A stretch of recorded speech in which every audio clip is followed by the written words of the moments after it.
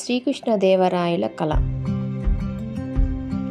శ్రీకృష్ణదేవరాయలు 500 సంవత్సరాల క్రితం విజయనగరం అనే సామ్రాజ్యాన్ని శ్రీకృష్ణదేవరాయలు పరిపాలించేవారు. ఆయన ఒకరోజు నిద్రలో ఒక కళ కన్నారు.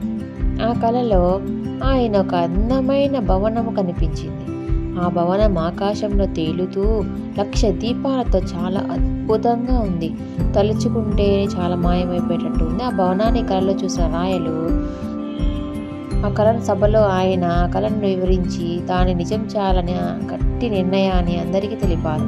అది విన్న వారంతా అలాంటి భవనం ఎలా కట్టగలము, అసలు గాలిలో తేలే భవనాన్ని కట్టడం అసాధ్యం కదా అని నచ్చజెప్పడానికి ప్రయత్నించారు.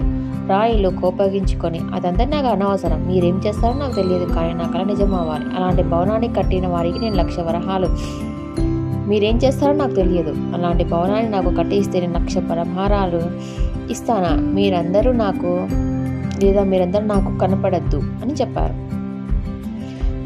అని ఆజ్ఞ విన్న వారంతా నిర్ఘాంతపోయారు. ఎన్ని రోజులు గడిచిన రాయలు ఆ కళను మరవలేదు. ఒకరోజు సభకు ఒక వృద్ధుడు వచ్చాడు. నెరిసిపోయిన గడ్డం, జుత్తు, మీసాలతో పాపం అతి కష్టం మీద కర్రతో నడుస్తున్నాడు. నాకు అన్యాయం జరిగింది, న్యాయం చేయండి అని రాయల వారిని ప్రార్థించాడు. నీకు ఏమన్యాయం జరిగిందో నిర్భయంగా చెప్పు అని అన్నాడు రాయలవారు. నేను ఖచ్చితంగా నీకు న్యాయం చేస్తానని రాయలవారు హామీ ఇచ్చారు. నా దగ్గర 100 నాణ్యాలు ఉన్నాయి స్వామి, అవి నాకు ఎవరో ఒకరు దొంగలించారు. నాకు వారెవరో తెలుసు, ఆ నాణ్యాలను నాకు ఇప్పించండి అని ఆయన వృద్ధుడు విన్నపించాడు. శ్రద్ధగా విన్న రాయలు ఈ దొంగతనం ఎవరు చేశారు, ఎక్కడ చేశారని ప్రశ్నించాడు. వృద్ధుడు తడపడం చూసి నీకేమీ ప్రశ్నించారు, తడపడం చూసి భయం లేదు, చెప్పు అని రాయలు ప్రోత్సహించారు. నా 100 నాణ్యాలు దొంగలించింది మీరే స్వామి అన్నాడు వృద్ధుడు. నిన్న రాత్రి నా కలలో మీరు వచ్చి అవి దోచారు. రాయలకు చాలా కోపం వచ్చింది.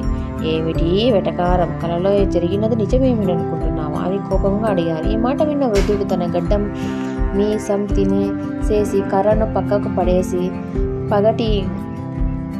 పగటి కలలు ఎలా నిజమవుతాయి అని చెప్పారు. వేషాన్ని విప్పేశాడు. చూస్తే అతను తెనాలి రామకృష్ణుడు. క్షమించండి స్వామి, మీ కళను నిజం చేయడం ఎంత కష్టమో నిరూపించడానికి ఇలా చేశానన్నాడు తెనాలి రాయలు. రాయలకు నవ్వు వచ్చింది. ఇంత చక్కగా ఆయనకు అర్థమయ్యేలా చెప్పాడు. తెనాలి రామకృష్ణుని చాలా అభినందించాడు. Thank you for watching.